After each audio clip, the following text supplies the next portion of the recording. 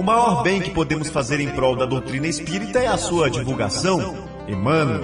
www.radiofraternidade.com.br, a emissora do bem na internet. 24 horas ligadas em você.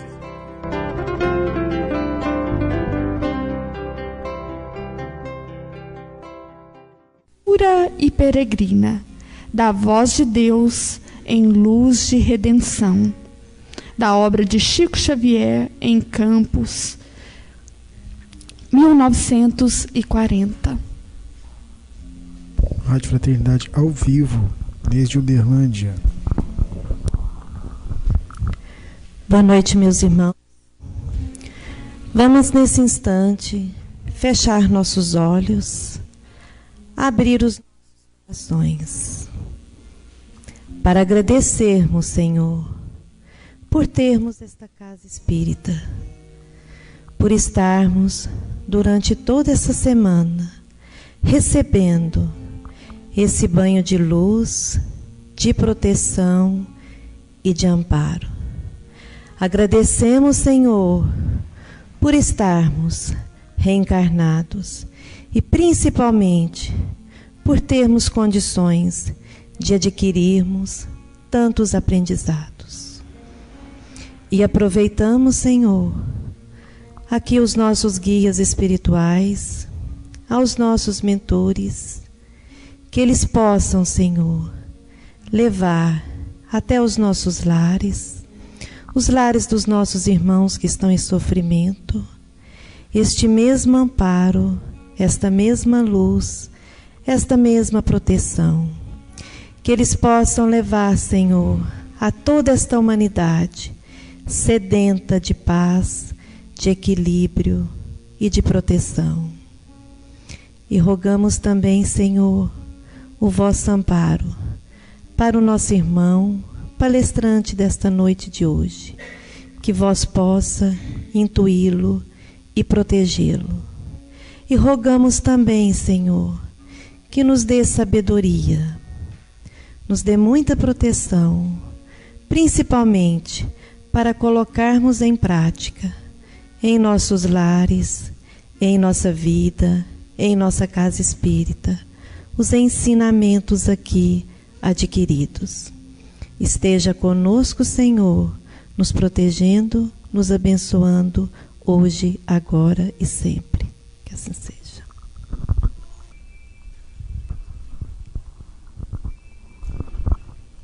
Boa noite, gente. Que Jesus nos abençoe, nos ilumine e nos guarde em paz. Bom, vamos conversar um pouquinho, menos do que no período da tarde, né? Vou cansar menos a turma agora. E o tema que foi pedido para que trabalhássemos, conversando com o Hélio, é a missão do Espiritismo. Então vamos conversar um pouquinho, por essa 1 hora mais ou menos, sobre essa ideia, sobre a missão do Espiritismo. A gente parte de uma das falas de Jesus que o evangelista João grafou no capítulo 16 do seu evangelho, quando Jesus disse: muitas coisas eu ainda vos tenho que dizer, mas vós não podeis suportá-las agora. Mas quando do meu Pai for enviado o Consolador, ou em outras traduções, quando o Consolador que da parte do meu Pai será enviado, ele vos fará lembrar tudo quanto vos tenho dito e vos ensinará outras coisas. É interessante essa frase. Ela é dita num momento cronológico muito próximo à crucifixão. Talvez meses antes que seja, Jesus chamando a atenção para esse aspecto, que ele teria muitas coisas para ensinar, mas nós, os ouvintes da época, não poderíamos suportar, ou seja, não entenderíamos. Isso Jesus quer dizer que o ensino deveria guardar proporção com a possibilidade de entendimento das pessoas. Em outras palavras, como ele também disse, não jogueis pérolas aos porcos, mostrando que o ensino deve ser dado naquele momento que ele possa ser compreendido. E ele disse: vós não podeis suportar agora, naquele momento, naquela época, naquele período, não seria, digamos que facilmente entendido aquilo que ele iria ensinar. E aí ele diz que ele rogaria ao Pai, e o Pai nos mandaria um outro Consolador. Ele diz: quando esse Consolador, que da parte do meu Pai havia de ser enviado, ele vos relembrará o que eu disse, Jesus, e ensinará outras coisas. Antes desse capítulo 16, no capítulo 14, João também traz algumas observações de Jesus com relação ao Consolador. Quando ele diz: se me amais, guardareis os meus mandamentos, e eu rogarei ao Pai, e ele vos enviará o Consolador, para que fique convosco para sempre. Ele começa a dizer algumas características do Consolador, que não poderia ser pessoa, porque não daria uma pessoa ficar conosco para sempre. Ele não seria algo desconectado daquilo que Jesus havia ensinado, porque ele disse: vos fará lembrar tudo que vos tenho dito. E ao mesmo tempo ele acrescentaria ensinos. Por que a gente coloca, ou por que eu coloco essas características? Porque muitos trabalham com a ideia que essa promessa de Jesus teria tido seu cumprimento com o Pentecostes, com aquela festa do Pentecostes que foi narrada no livro Atos dos Apóstolos, em que diz que estavam os apóstolos, os discípulos reunidos, e línguas de fogo desceram sobre suas cabeças, e eles começaram a falar em línguas, e ali o entendimento o entendimento claro. Mas se nós olharmos as características do Consolador, nós veremos que o fenômeno do Pentecoste não foi revestido dessas características, porque naquele momento não houve ensino novo, naquele momento não houve relembrar de ensinos, e aquele Pentecoste se deu e acabou naquele momento, não houve perenidade. Então, as próprias características que Jesus deu ao Consolador não são encontradas no fenômeno do Pentecostes. Então, obviamente, essa ideia do Consolador não se deu ali, naquele momento. E o outro aspecto de ordem cronológica: Jesus não ensinou porque não havia capacidade de entendimento. 40 dias, mais ou menos, depois da sua morte, já havia capacidade de entendimento. Porque então o Pentecoste, 40 dias depois, ensinou tudo. Com a capacidade que Jesus não conseguiu desenvolver quando ele estava pregando, e depois dele não pregar mais, a capacidade se desenvolveu. Veja, também não é lógico. Então não daria para colocar no Pentecostes essa característica de Consolador.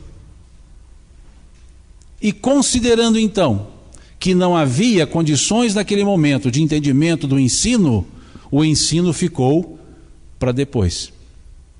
E se nós olharmos, de certa forma, a trajetória da evolução da ideia cristã, nós veremos que houve um período da ideia cristã com Jesus, um período da ideia cristã sem Jesus e com os apóstolos, e um período do desenvolvimento da ideia cristã sem Jesus e sem os apóstolos. Ou seja, Jesus volta ao mundo espiritual, os apóstolos continuam, eles voltam ao mundo espiritual, e depois as outras pessoas continuam. Nessa evolução do período em que Jesus já não estava e os apóstolos estavam, nós tivemos um período de lutas e fixação da ideia. E é justamente nesse período que surge a ideia, ou melhor, a palavra, aplicada aos seguidores de Jesus, a palavra cristão. quando vemos no Atos dos Apóstolos Lucas escrever: e foi em Antioquia pela primeira vez chamados cristãos. Então a ideia cristã, a palavra que exprime a ideia dos ensinos de Jesus, que passou a ser então a ideia cristã, ela é cunhada, ela é apresentada naquele período do cristianismo nascente, sem Jesus e com os apóstolos. Quando eu digo sem Jesus, sem a presença física de Jesus, mas com o ensino de Jesus. E esse período então transcorreu por um tempo e de certa forma tem o seu desfecho também com a morte do evangelista João, que foi o último dos apóstolos, incluindo Matias, que foi o 13º apóstolo convocado para o colégio apostólico depois da morte de Judas. Então eles formam o grupo de 12 novamente, depois do suicídio de Judas, com Matias, isso está muito claro no Atos dos Apóstolos. E depois desse tempo, lá pela virada do 1º século, João morre. E aí fica o período do cristianismo, também sem a presença dos apóstolos. Mas tiveram aqueles que conviveram com os apóstolos, como tivemos Inácio de Antioquia e alguns outros. Então, a ideia segue como que próxima à base Jesus por mais um tempo. Surgem pessoas, estudiosos, Santo Anselmo, São Alfonso São Gregório, São Crisóstomo, os chamados, entre aspas, pais da igreja, que eram estudiosos desse período, alguns com contato com os apóstolos e outros com contato com aqueles que tiveram contato com os apóstolos. E aí começamos a ter um outro processo, de ouvir dizer de quem ouviu dizer que ouviu de Jesus. E aí começa a ter uma sequência maior de intermediários que foram passando a ideia. A ideia foi seguindo, século II, século III, século IV, não tão assim institucionalizada, mas já distante da base. Da base que eu digo, das falas próprias de Jesus.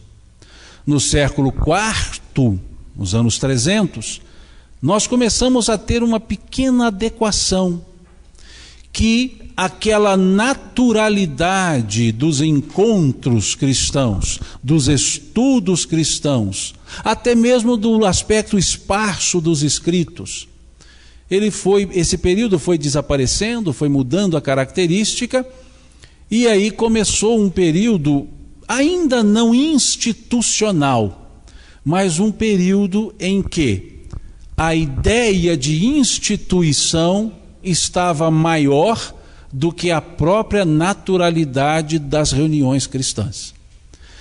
Já havia passado aquele período das perseguições aos cristãos, um aqui, outro ali.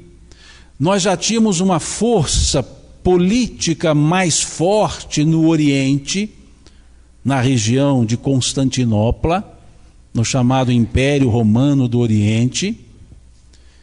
Nós já não tínhamos aquela estrutura de Roma tão forte na Roma antiga, em Roma, mas a sede do governo estava em Constantinopla, do outro lado, no Médio Oriente, Bizâncio, hoje Istambul. E o que aconteceu? O gestor da época, imperador Constantino, ele então, movido por vários interesses, dentre eles a própria estrutura política romana do Império do Oriente, ele então aproxima-se dos cristãos.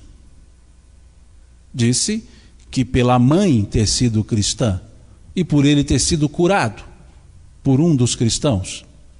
Mas também havia aquela máxima: se não posso com os meus inimigos, uno-me a eles. Já que o número de cristãos era grande, e cristãos também eram muitos dos que participavam das próprias decisões políticas da época. Constantino, então, em 313, ele promulga o edito, ou melhor, no caso dele não foi um edito, foi um édito de Milão. Na cidade que ele ainda estava, que era Constantinopla. E aí esse édito de Milão diz o quê? Permite-se livremente o culto cristão, que até então era proibido, mas não era mais perseguido, mas era proibido. Depois, em 327, 15 anos depois, mais ou menos, 14, 15 anos depois, em 327, Constantino reúne-se com os cristãos no chamado Concílio de Niceia, na cidade de Niceia, em 327. E esse concílio estabelece nele, melhor dizendo, as bases do que seria o cristianismo. As bases institucionais, as estruturas hierárquicas e até mesmo os conteúdos, dentre eles, a repulsa a ideias que vinham anteriormente, como o arianismo, dentre outras, trazendo para a instituição aí cristã a ideia da trindade, a refutação de quaisquer outras que fossem diferente dessas. E nesse momento, no livro A Esquina de Pedra, de Wallace, ele diz, e ele encerra o livro com esse momento, ele diz que na estrada para Niceia estava um fervoroso cristão, chamado Flávio. E ele sentado à estrada, as pessoas indo para o concílio, uma dessas diz: mas você não vai para Niceia? Coisas importantes acontecerão nesse concílio. E ele responde: eu sei. Vocês verão a morte do cristianismo e o nascimento de uma nova doutrina, mas no futuro o cristianismo se erguerá das cinzas. E é justamente quando se cria a instituição religiosa, cristianismo, e em 368, segundo alguns autores, 363, segundo outros, 367, segundo outros, e até 392, segundo outros, Teodósio oficializa o cristianismo. Teodósio, como se eu tivesse uma intimidade com ele. O imperador Teodósio oficializa o cristianismo, colocando-o como religião oficial de Roma, ainda do Império Romano.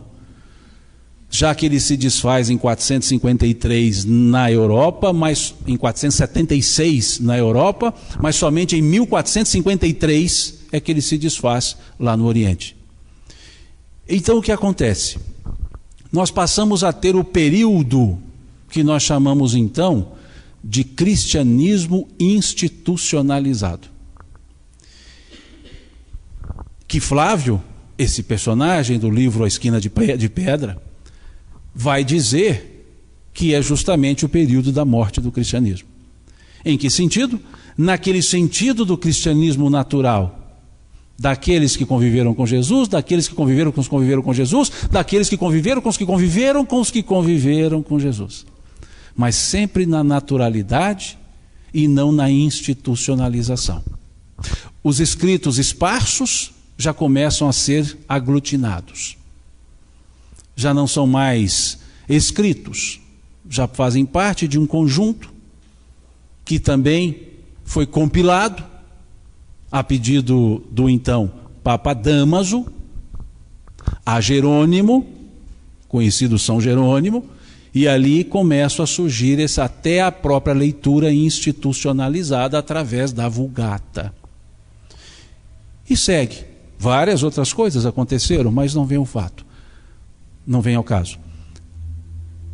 Vão se passando os anos e essa característica permanece.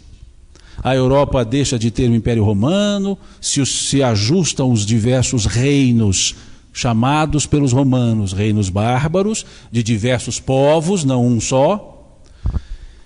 Esses reinos que tinham em comum o cristianismo como religião, já que, sendo o cristianismo a religião oficial de Roma, todos os povos subjugados por Roma passaram também a ter o cristianismo como sua religião.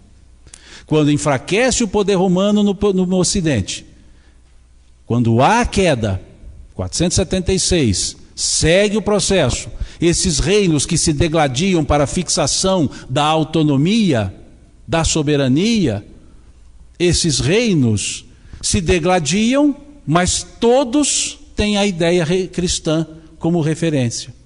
E aí aquele bispo de Roma, que associava dois poderes, o poder religioso e o poder temporal, já que o imperador ficava em Constantinopla, então aquele bispo de Roma cuidava da administração e cuidava da religião. Acabando a administração, ficou a religião. E aquele bispo, aquele bispado, dá um passo ao papado. E nesse momento passa a ser a referência entre todos os reinos. Muitos inimigos entre si, mas todos ligados a essa instituição religiosa. E essa instituição religiosa, durante muito tempo, passou a ser o elemento mais alto da estrutura, do estamento, melhor dizendo, do estamento social daquela época.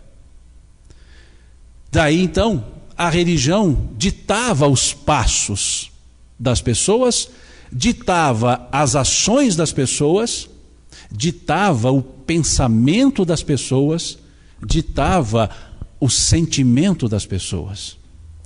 E essas pessoas então ficaram com a consciência, digamos, obnubilada, pressionada, apertada. E a consciência não era mais do indivíduo, mas a consciência era aquilo que a religião dissesse que estava certo ou estava errado. E esse período foi por muito tempo, dando saltos na cronologia, foram mais de 1000 anos.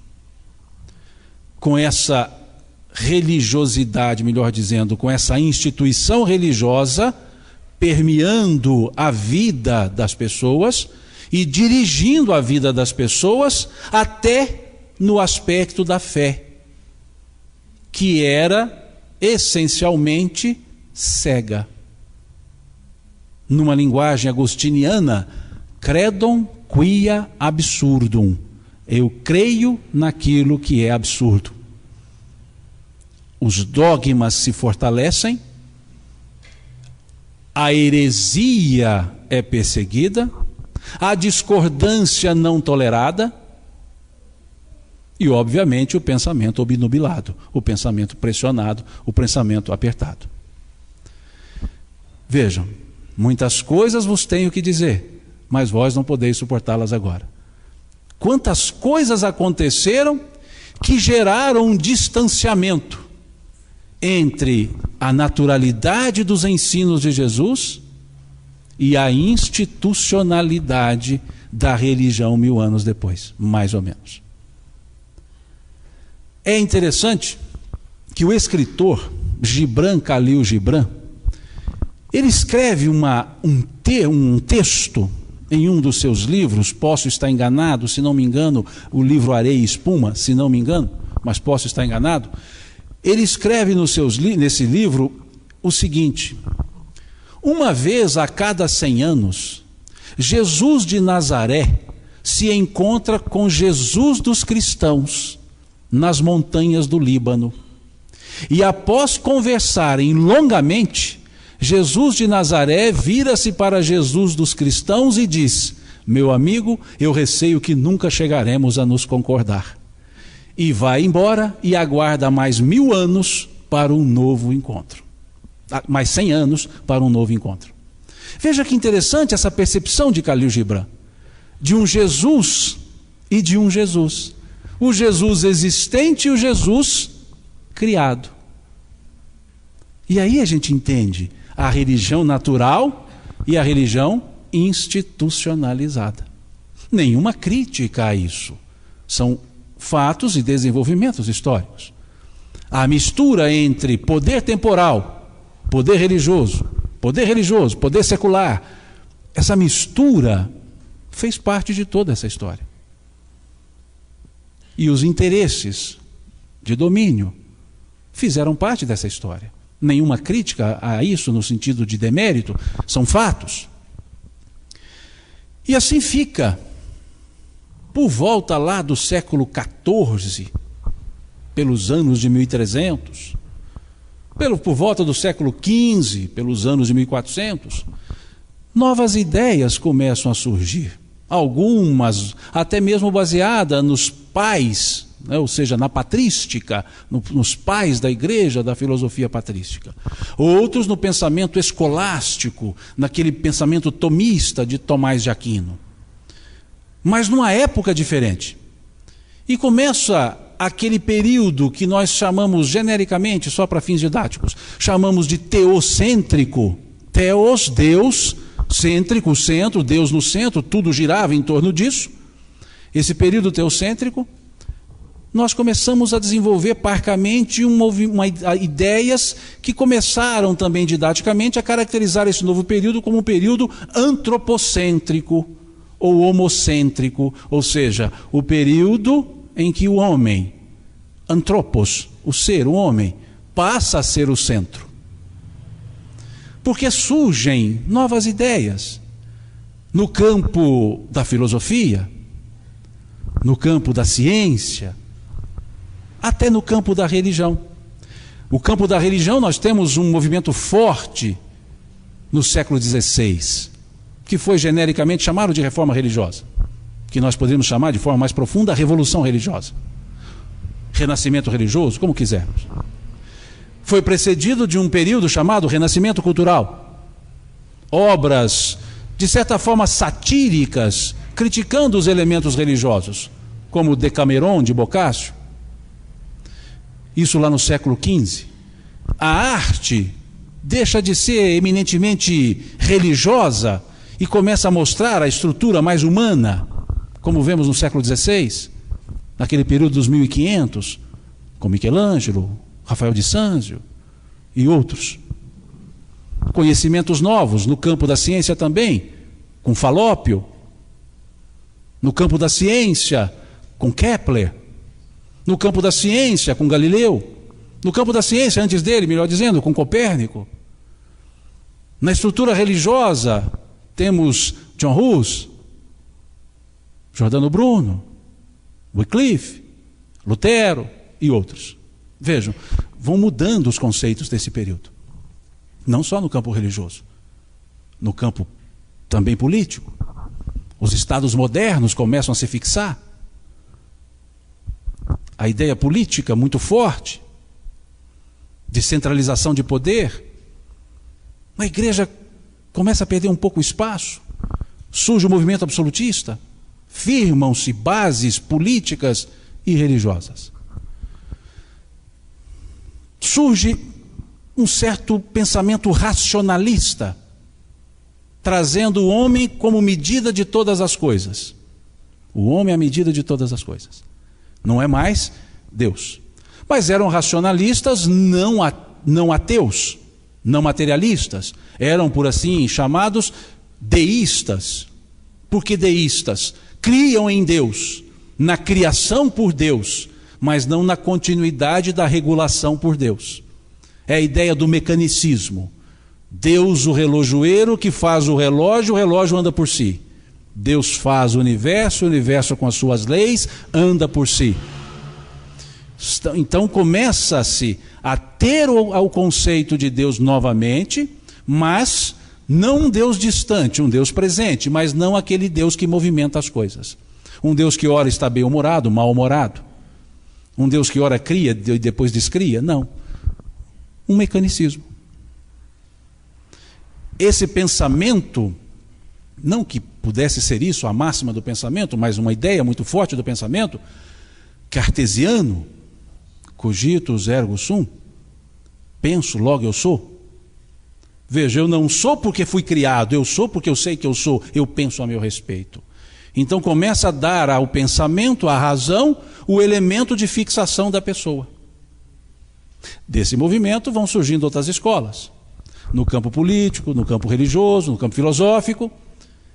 E aí começa uma outra fase, agora um pouco mais materialista. Já rompendo com aquela estrutura religiosa, credum quia absurdum, começa a surgir, non credum quia me passe absurdum. Eu não creio justamente porque é absurdo. Credum quia absurdo, creio no que é absurdo. Non credum quia me passe absurdo, não creio naquilo que é absurdo. Aquilo que não pode ser provado não pode ser aceito. Essa era a ideia. Fixam então, século XVII, século XVIII, esses pensamentos fortemente calçados no movimento empírico, ou seja, na experimentação, na razão, e aí começa então fortemente o próprio materialismo. Escolas dialéticas, hegeliana, com Feuerbach em especial, e é interessante que uma das frases de Feuerbach, no século XVIII, no livro A Essência do Cristianismo, ele diz, está escrito que Deus fez o homem à sua imagem e semelhança.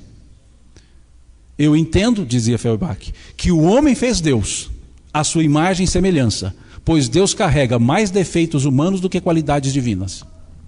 Veja que interessante o raciocínio dele, materialista.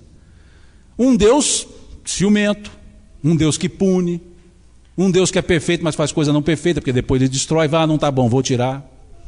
Sodoma, Gomorra, veja, essas lógicas.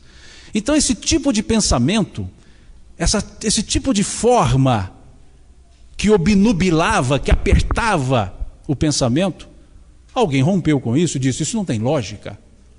E justamente o próprio elemento religioso é que, pela sua ilogicidade e imposição, é que criou espaço para o materialismo. Com esse tipo de pensamento. Não que Deus não existisse, mas esse tipo de Deus não poderia existir.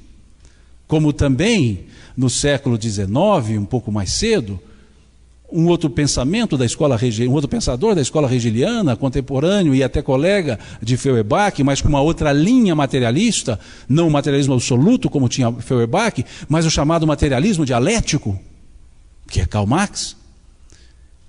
Ele vai dizer a religião é o ópio do povo. A religião entorpece as pessoas, porque proíbe que elas pensem, em outras palavras. E que Deus, sendo bom e permitindo a maldade para com os seus filhos, era melhor que ele não existisse, porque existindo e sendo bom, ele contrariava a sua bondade. Então, tira-se Deus da história. Veja a lógica. É uma lógica, materialista, mas partindo de premissas da própria religião. E aí então a humanidade, por um tempo, eu falo humanidade de forma genérica, né? Estamos dizendo quase que somente o Ocidente, porque no Oriente essas coisas não ocorreram. Depois a gente fala disso. Mas, no Oriente, o que acontece? Esse grupo de pensamento, ou melhor dizendo, esse momento de pensamento, estabelece o antagônico do momento anterior. Aquele período da fé cega sofre o antagonismo no materialismo. E aí, genericamente falando, a humanidade já havia experimentado o teocentrismo, experimentado o antropocentrismo, experimentado a fé cega, experimentado a negação da fé, e chegamos ao século XIX. Primeira metade assim muito tranquila, ainda nessa lógica. Segunda metade, um outro movimento mais forte surgindo dentro das bases também materialistas, dialéticas, mais sociológicas, com o pensamento positivista de Augusto Comte. E é nesse bojo desse período que surge a doutrina espírita. Veja que interessante.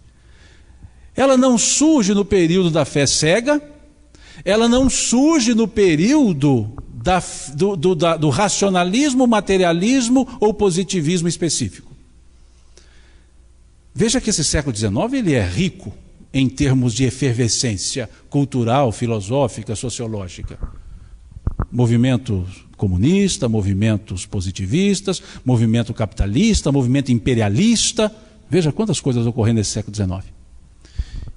E movimento espiritista. E aí, eu fiz essa historinha toda, que alguns ficaram lembrando do período de história, lógico. Outros assim, nossa, de novo aula de história. É lógico, a gente vê isso nas faces, né? Foi, não, que hora que vai acabar essa história? Já acabou.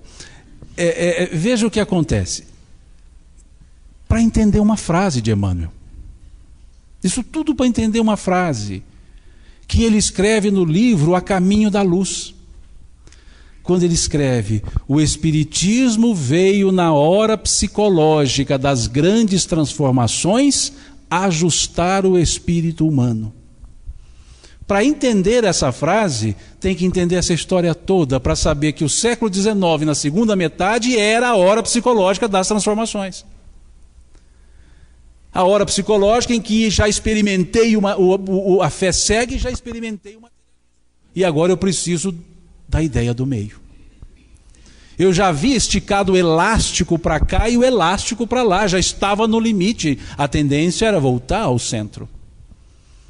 E aí, com essa frase de Emmanuel, associada ao capítulo 16 de João, muitas coisas vos tenho que dizer, mas não podeis suportar agora, chega o depois. E Kardec sintetiza essa ideia usando o elemento comum aos dois períodos. Um período longo, de mais de 1000 anos de fé, um período curto em temporalidade, de 200, 300 anos, de razão. Mas mais intenso do que os 1000 e tantos anos. E ele vai usar o mesmo elemento, que serviu de contraposição e dissensão entre os dois períodos. O monossílabo, fé. E aí perceberemos a força da frase que ele escreve no Evangelho segundo o Espiritismo a respeito da fé, quando ele diz: a fé inabalável, a fé inquebrantável, é a fé que enfrenta a razão face a face em qualquer época da humanidade. Porque já tinha surgido a fé, já tinha surgido a razão, agora precisava do acordo entre esses dois elementos. E não é à toa que lá no primeiro capítulo do Evangelho segundo o Espiritismo, do Evangelho segundo o Espiritismo, e também no primeiro capítulo da Gênese, nós temos o desenvolvimento da ideia da religião e da ciência. Kardec se preocupa em mostrar a aliança da ciência e da religião, mostrando que a ciência sem a religião, diz ele, ficaria impossibilitada de explicar uma série de fenômenos somente usando as leis da natureza. Melhor, as leis da ciência. E a religião sem a ciência ficaria desprovida de provas. Veja que força esse entendimento. E com relação à doutrina espírita, ele dá a ela o caráter evolutivo. Lembremos da frase de Jesus? Ficará convosco para sempre. Para que isso aconteça, a doutrina espírita não poderia se cristalizar no tempo. E aí ele diz: o Espiritismo anda par e passo, lado a lado, com o progresso. E andando lado a lado com o progresso, jamais será ultrapassado. Pois se estiver errado em um ponto, ele se muda nesse ponto, se modifica nesse ponto. Se uma verdade maior for revelada, ele a acata. Tirou o caráter cristalizador das religiões, que cristalizaram-se num tempo e quer aplicar o hoje aquilo que era aplicável no ontem. E a doutrina espírita, pelo caráter evolutivo, mantém-se sempre atual. Há uma diferença. O caráter evolutivo com os modismos que muitos espíritas colocam na doutrina espírita. Mas aí não é caráter evolutivo, é caráter distorsivo, me permite a expressão. É caráter de distorção. Mas não vem ao caso, é só um parênteses bem pequeno. para não deixar de dar uma cutucadazinha, coisa superficial. É superficial. Mas vejam, esse aspecto então, lá no primeiro capítulo, o caráter da revelação espírita, Kardec então didaticamente estabelece 3 períodos muito fortes para essa revelação. O período mosaico, o período cristão e o período da doutrina espírita.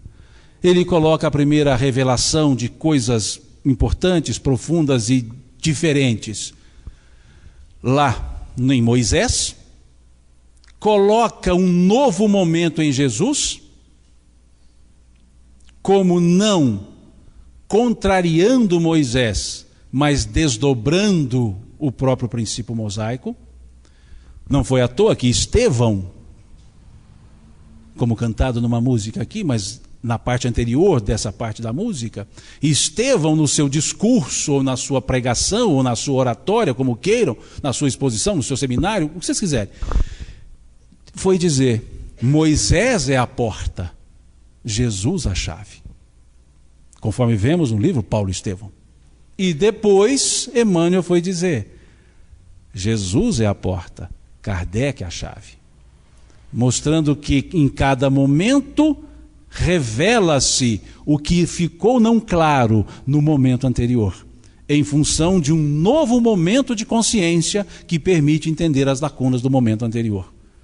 Com Jesus, numa nova consciência da humanidade, pôde-se entender as lacunas mosaicas.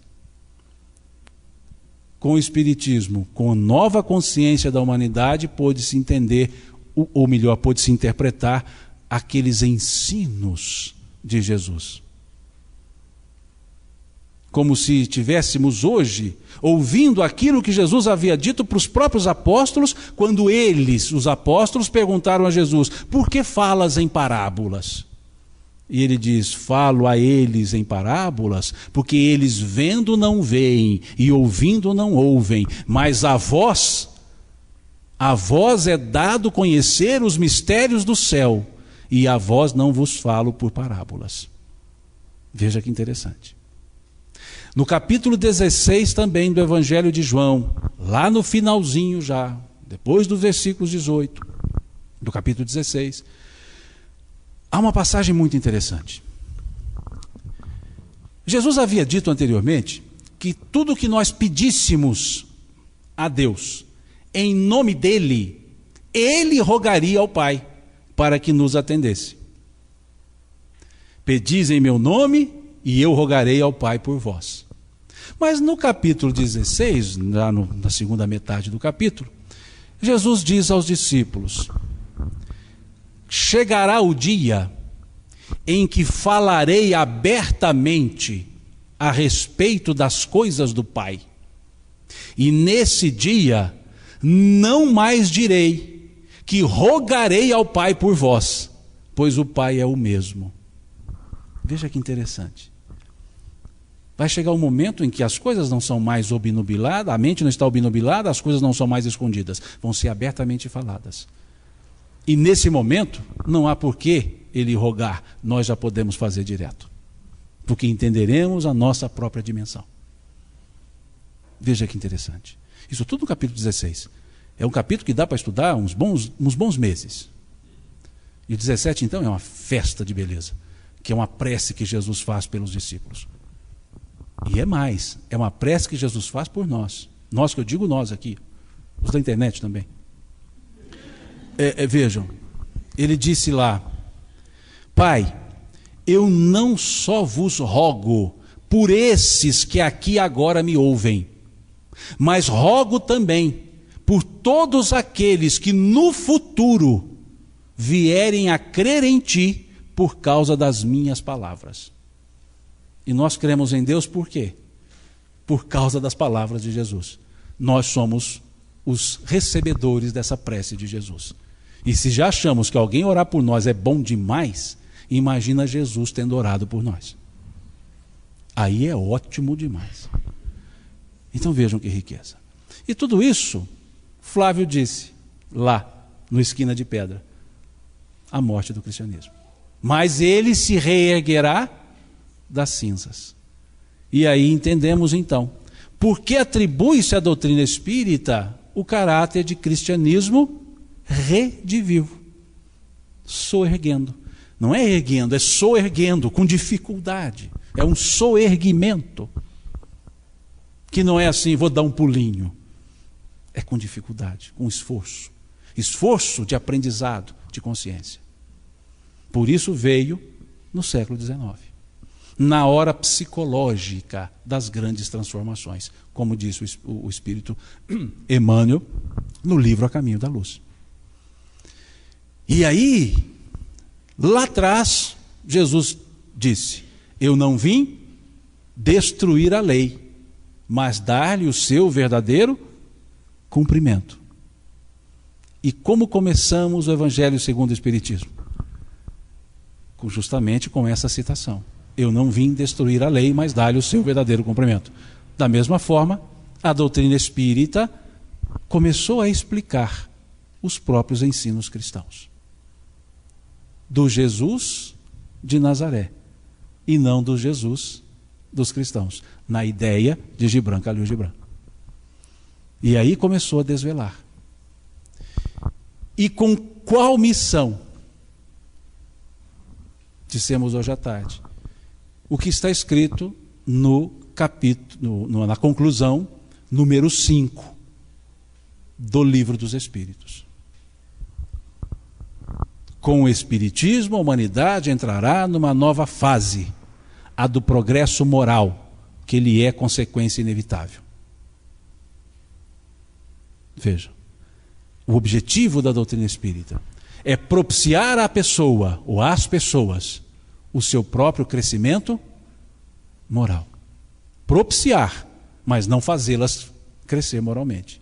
Porque a doutrina espírita tem o crescimento moral, disse à tarde, como consequência. Veja o que está escrito: com o Espiritismo, a humanidade entrará numa nova fase, a do progresso moral, que ele é consequência inevitável. Consequência, e não objetivo. E o objetivo para gerar essa consequência é o esclarecimento. Por isso amai-vos, por isso instruí-vos. Capítulo 6 do Evangelho segundo o Espiritismo.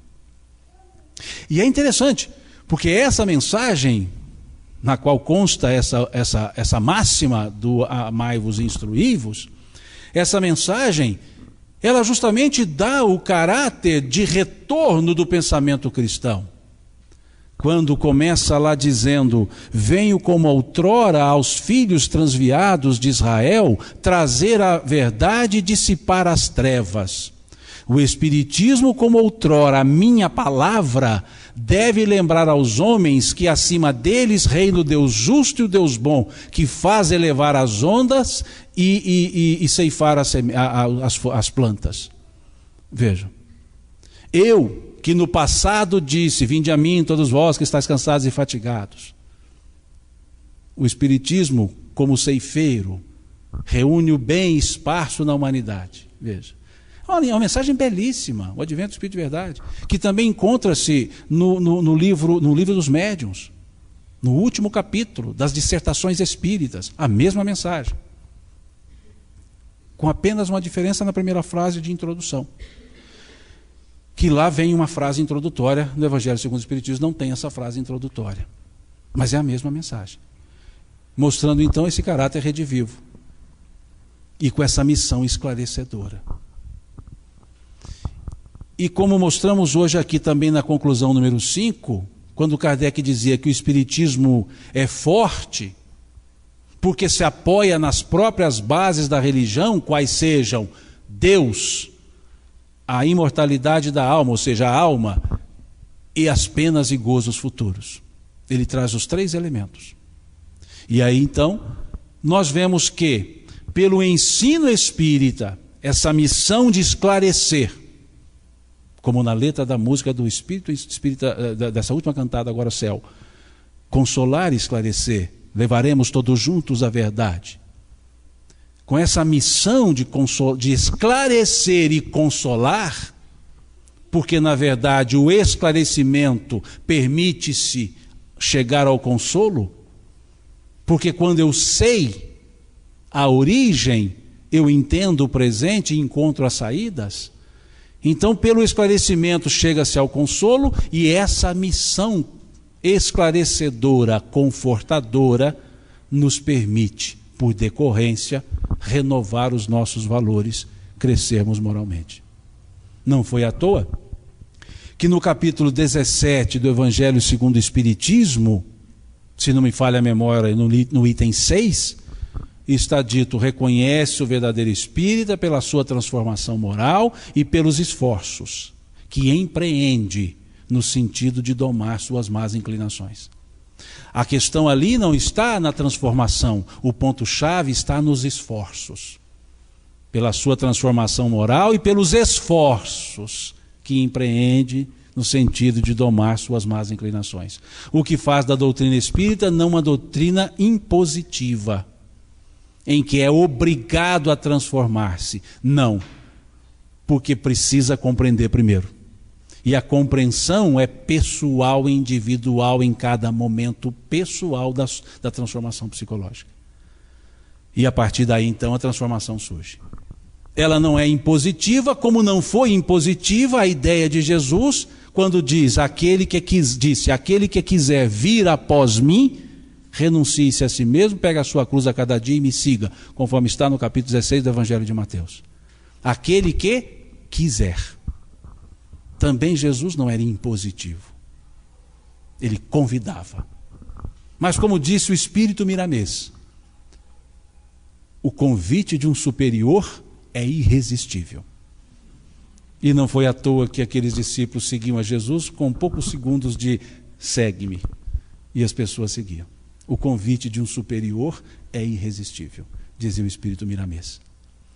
Então, a doutrina espírita também nos convida, nessa missão esclarecedora, a revermos os valores, a criarmos os valores nossos, calçados no bem, e a vivermos conforme as nossas próprias forças, conforme os nossos próprios atos, recebendo conforme as nossas atitudes o que chamamos de merecimento.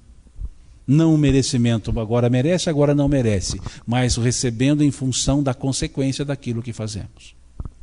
Somos nós mesmos os artífices do nosso futuro, de dita ou de desdita. É o nosso futuro, feito por nós mesmos. E pelo esclarecimento crescemos. E aí, lógico, vários outros pontos, mas alguns elementos, tal qual nas diversas escolas religiosas e tal qual Jesus trabalha. Pontos básicos que podem significar para nós mudança de valores, mudança de conceitos. E não foi à toa que o primeiro elemento a ser trabalhado foi Deus.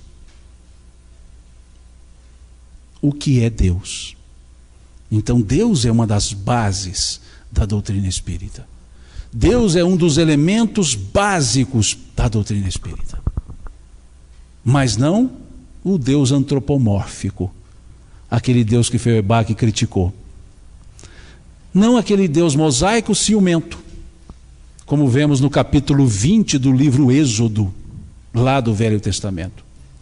Eu sou o Senhor teu Deus, que te tirou do Egito, da casa de servidão, portanto não terás diante de mim nenhum outro Deus, nem a ele prestarás culto, pois eu sou um Deus ciumento, que pune a iniquidade dos pais nos filhos, na terceira e quarta gerações.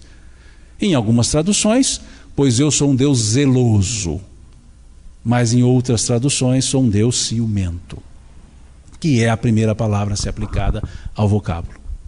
E depois, por uma acomodação, zeloso. Excessivamente zeloso, porque pune. Veja, o Deus Senhor dos exércitos, que é exclusivista, esse é meu povo, aquele não é. Eu vou defender o meu exército, não o outro. E ele criou todo mundo. É aquele pai que que dá atenção ao filho em detrimento do outro. Vejam, se isso coaduna com a ideia de bondade de Deus. Um Deus que deveria ser temido, em vez de ser amado. Vejam as diferenças. Um Deus que Jesus traz outro conceito. Quem de vós, se vossos filhos vos pedirem um pão, darão uma pedra. Se vos pedirdes um peixe, dará uma serpente. Se vós que sois homens maus, fazem boas coisas aos vossos filhos, quanto mais não fará Deus aos seus, sendo Ele todo bondade. Veja como o conceito é completamente diferente. É Deus bondoso, que Ele chamou de Abba, papai. Veja, Abba, e não de El, que é o poder, mas de Abba, papai. Veja o lado carinhoso, porque Deus é isso.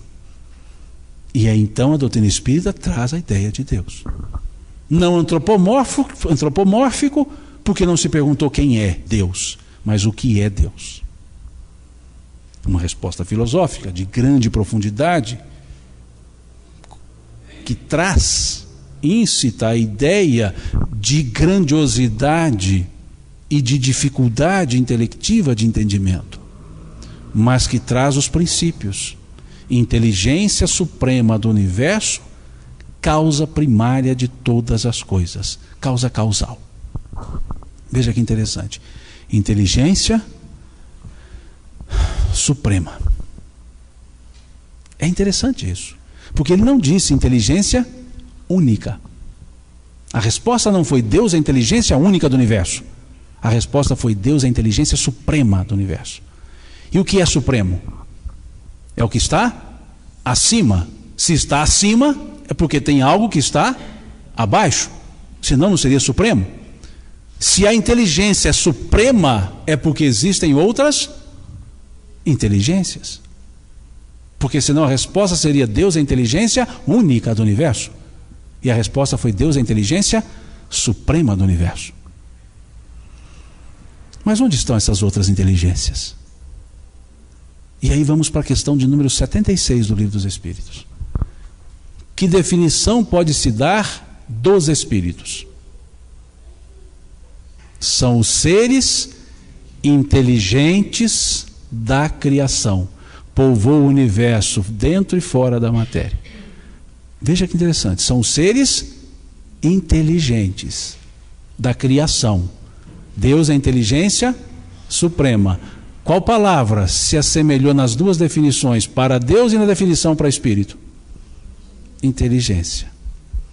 E aí, vemos no versículo 27 do primeiro capítulo do Gênesis bíblico: e Deus criou o homem, homem e mulher os criou, a sua imagem e a semelhança de Deus os criou.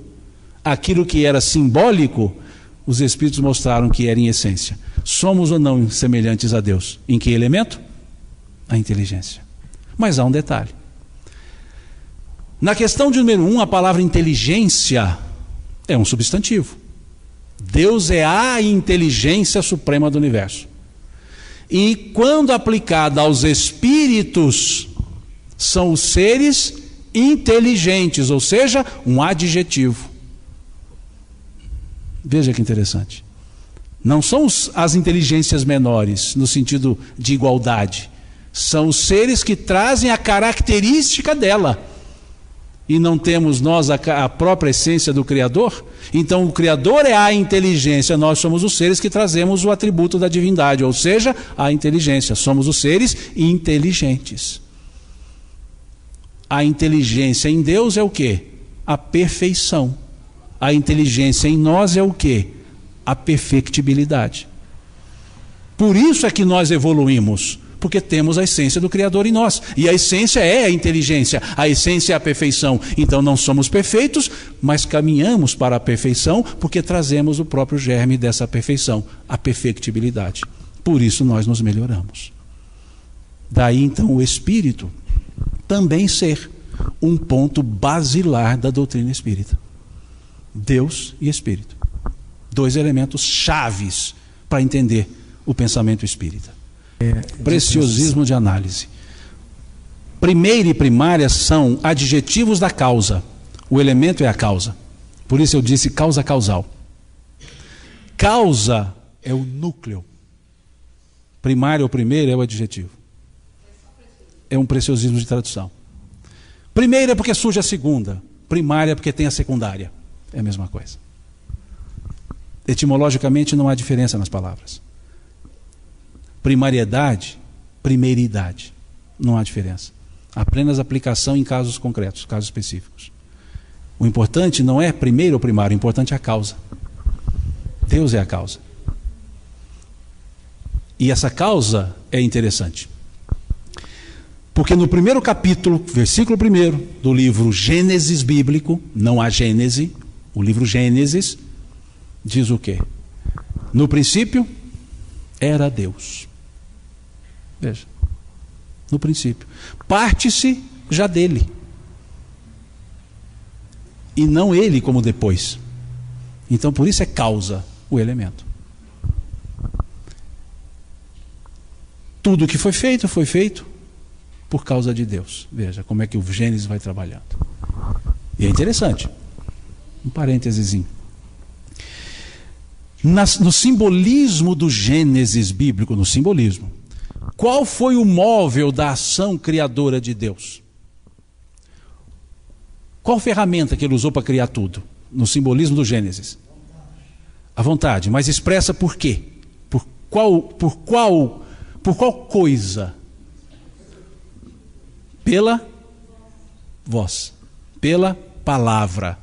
E Deus disse: haja luz.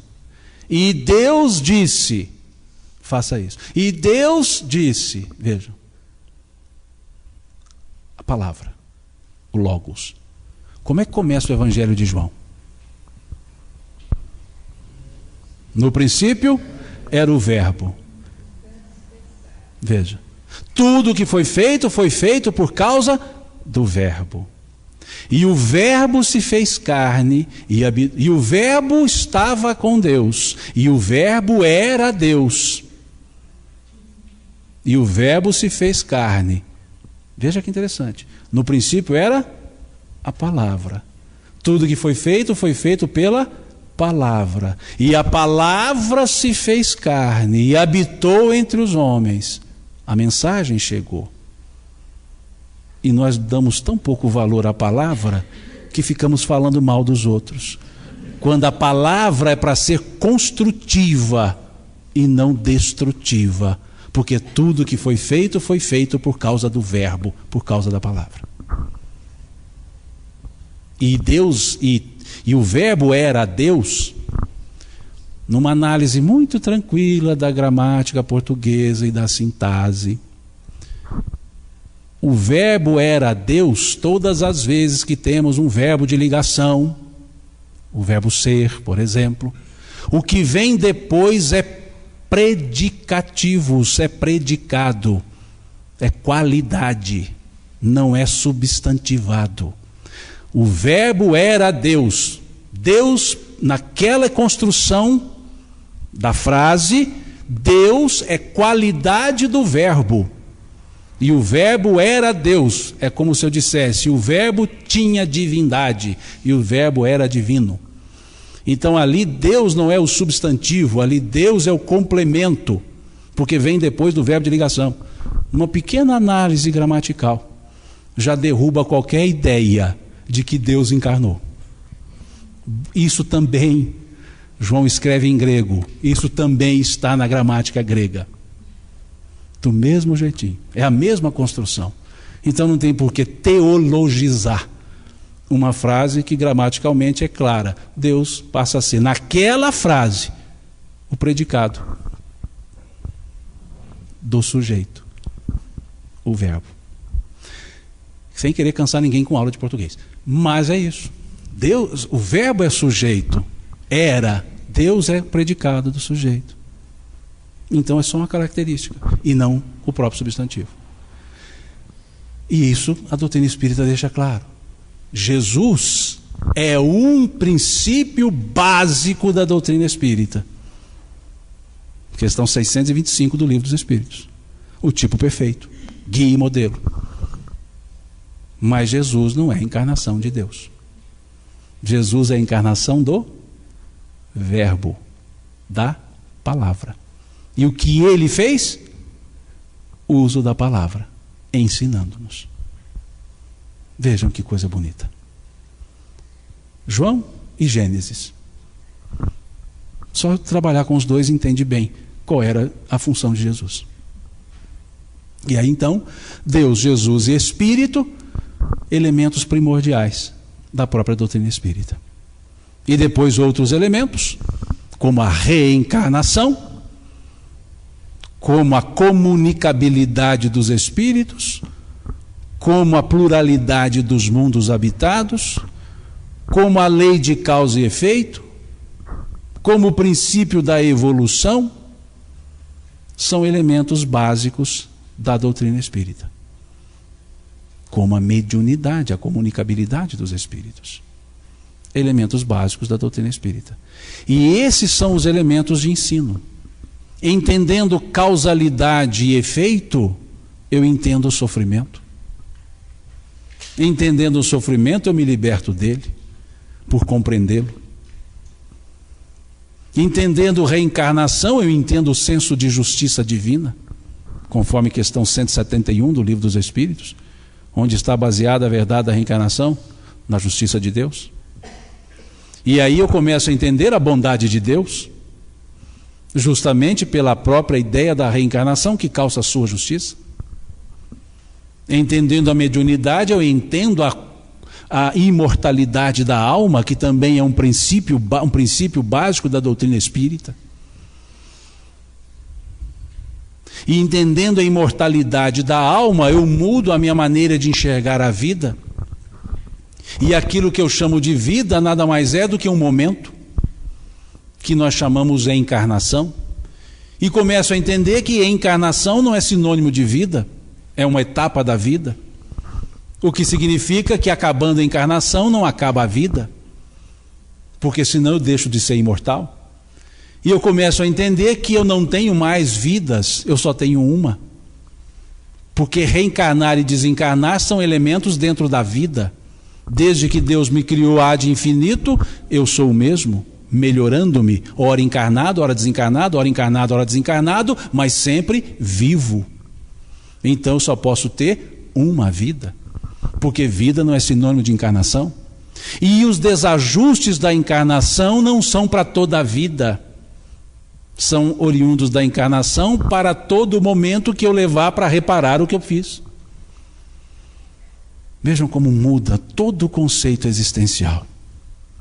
E é por isso que, entendendo isso, é só correr para o abraço, ou seja, é só a transformação moral.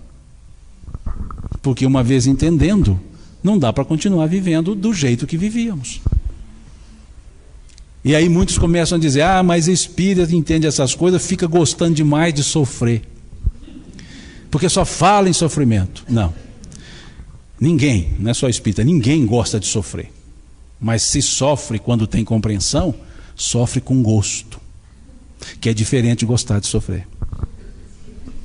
Sofrer com gosto é dar valor ao sofrimento buscando a sua causa e como sair dele. Gostar de sofrer é ficar se lamentando do quanto sofre, que não leva a lugar nenhum. Então o conhecimento, o entendimento me leva a atitudes que eu passo a sofrer com gosto, porque eu sei que ele tem causa, e se ele tem causa, ele terá fim. Quando? Quando eu estipar as causas. E as causas estão onde? Em mim. Em função de quê? Das minhas atitudes. Renovando as atitudes, renovam-se os resultados. E se eu quiser resultado diferente, eu preciso de ter atitude diferente. Como dizia Chico, se você quer atingir algo que nunca atingiu, é preciso fazer algo que nunca fez. Veja, olha que sabedoria filosófica nesse filósofo de Pedro Leopoldo. Não é? Veja, se quiser chegar a resultados que nunca aconteceram, é preciso que você faça a coisa que você nunca fez. Porque atitudes iguais levam a resultados iguais. Se eu quiser mudar o resultado, eu preciso mudar o quê? A atitude. Contam que 2 pescadores foram para uma pescaria, isso eu vou falar baixinho aqui que ninguém nos ouça, foram para uma pescaria no Amazonas, e aí fretaram um aviãozinho, desceram, pescaram, cada um deles pegou um peixe de 60 quilos. História verdadeira. Pegaram esses peixes e foram para o avião. E quando chegaram no avião, o piloto disse, não dá para subir os dois peixes. Aqui são 120 quilos, a carga máxima aqui são 60 quilos. Um peixe vai ter que ficar. O pescador disse, eu não deixo o meu. O outro, eu não deixo o meu. Eu não levo metade do meu também, não levo metade do meu. E um pescador virou-se para o piloto e disse, mas o ano passado, nós viemos pescar nesse mesmo rio, num avião igualzinho a esse. E pescamos nós dois, você lembra? 2 peixes de 60 quilos iguais a esses. E levamos no avião. O piloto disse, levaram 60 quilos cada um, 120, levaram. Bom, se vocês levaram o ano passado, vão levar esse ano. E puseram os 2 peixes no avião, entraram os pescadores, o piloto, e tão logo o avião levanta voo, ele cai. Caiu e levanta lá um dos pescadores e diz para o outro, compadre, o senhor não adivinha que nós caímos no mesmo lugar do ano passado? Atitudes iguais levam a resultados iguais. Então o que significa a reencarnação? Oportunidade para termos novas atitudes, para mudarmos os nossos resultados. E aí é que está a justiça de Deus. Então essas bases são os elementos que nos permitem entender a missão da doutrina espírita, o esclarecimento, para que nós mudemos as nossas condutas, para que nós cultivemos novos valores morais. Por isso, então, a frase da conclusão número 5 do Livro dos Espíritos. Com o Espiritismo, a humanidade entrará numa nova fase, a do progresso moral, que lhe é consequência inevitável. E aí perguntamos, se tudo isso tivesse surgido 40 dias depois de Jesus ter dito muitas coisas, vos tenho que dizer. Se isso tudo tivesse surgido no século IV, na institucionalização do cristianismo. Se tudo isso tivesse surgido no período dessa obnubilação do pensamento da fé cega. Se tivesse surgido no nascedouro do materialismo. Teria sido abortado. Porque dizem os espíritos, toda ideia que nasce antes do seu tempo é abortada. Por isso ele surgiu no momento psicológico, no momento certo. Naquele momento que a humanidade não se escandalizava pela fé, não se escandalizava pelo materialismo, mas queria saber como os dois podiam conviver. E a doutrina espírita veio e disse, é possível conviver com a fé raciocinada, que não significa racionalizada. Com a fé raciocinada. A fé raciocinada do centurião, a fé raciocinada da mulher do fluxo de sangue, mas com formas de raciocínios diferentes, e ambas com certezas. A mulher do fluxo de sangue, na naturalidade da fé, eu vou encostar nele e ele me cura. Ele cura um monte de gente, ele não precisa nem saber de que sou eu. Mesmo que ele não saiba que sou eu, ele sabe que sou eu. Me tocou.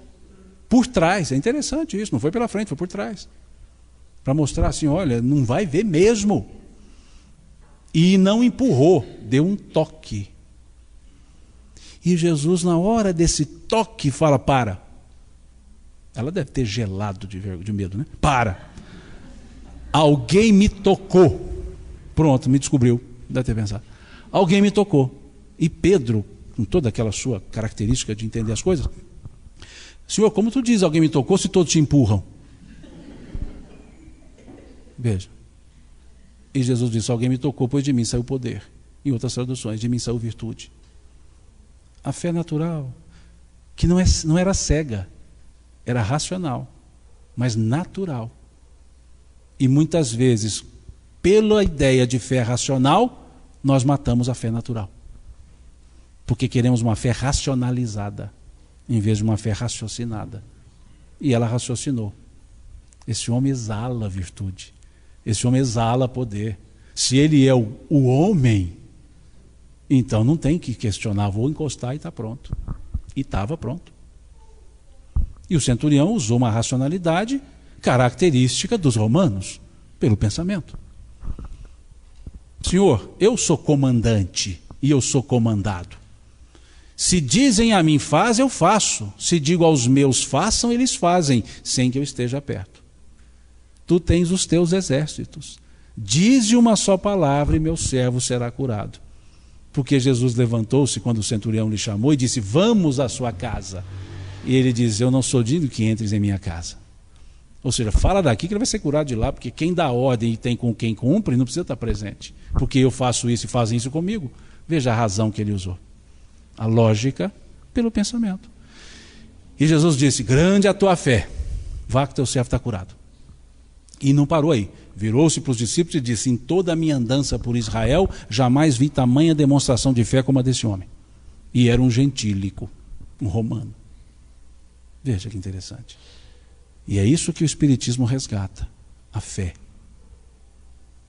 Como Emmanuel, na questão 354 do livro Consolador, vai dizer que fé é a certeza inabalável em Deus, certeza esta que ultrapassa os limites das crenças religiosas. Fé é mais do que crença, fé é mais do que as religiões, é a certeza inabalável em Deus. Eu creio que Gilberto Gil deve ter lido isso e compôs, andar com fé eu vou, pois a fé não costuma falhar, porque ela não falha, porque ela é certeza absoluta em Deus, inabalável.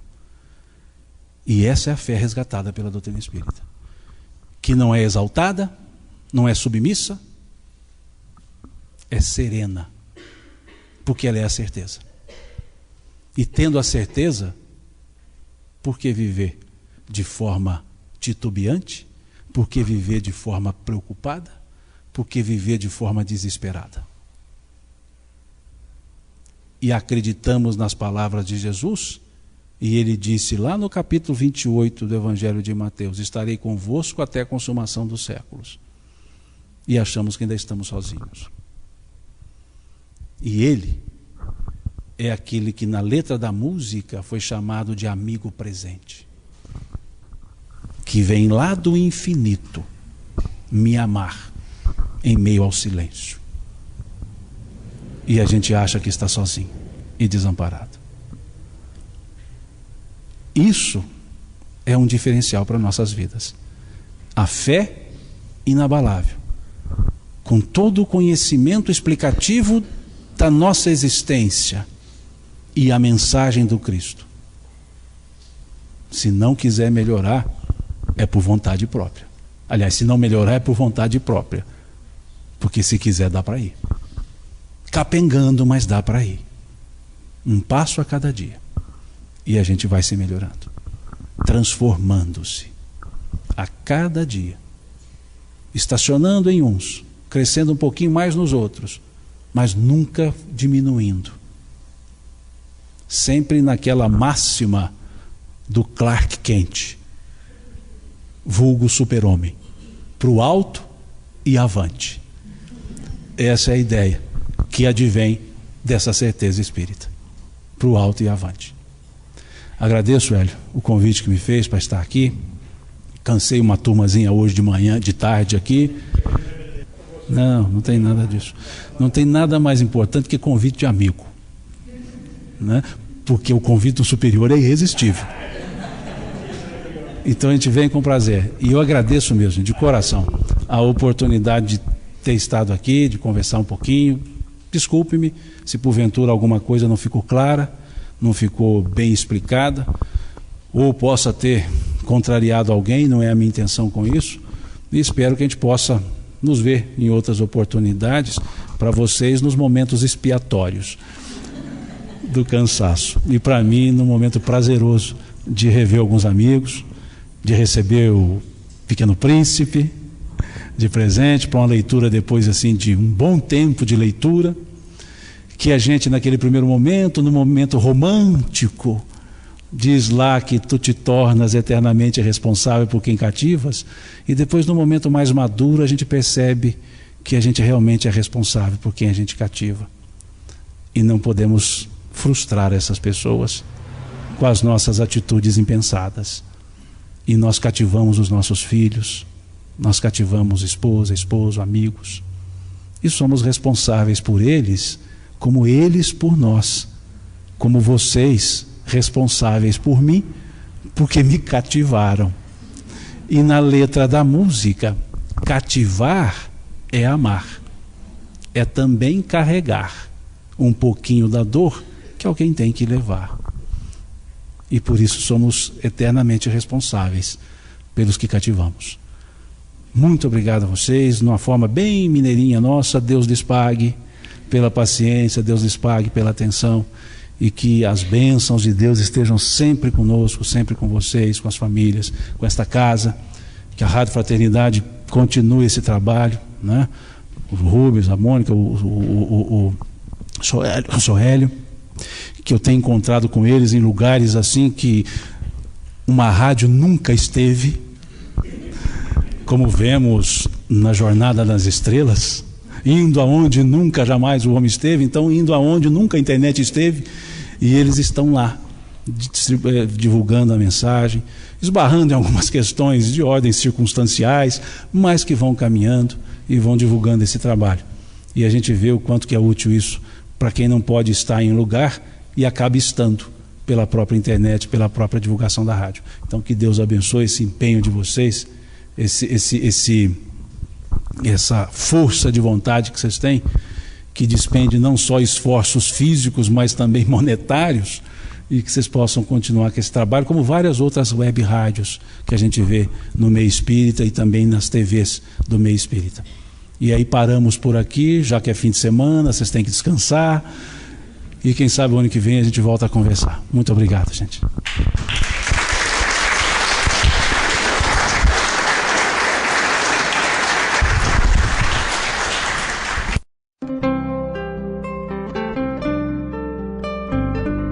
O maior bem que podemos fazer em prol da doutrina espírita é a sua divulgação. Emmanuel.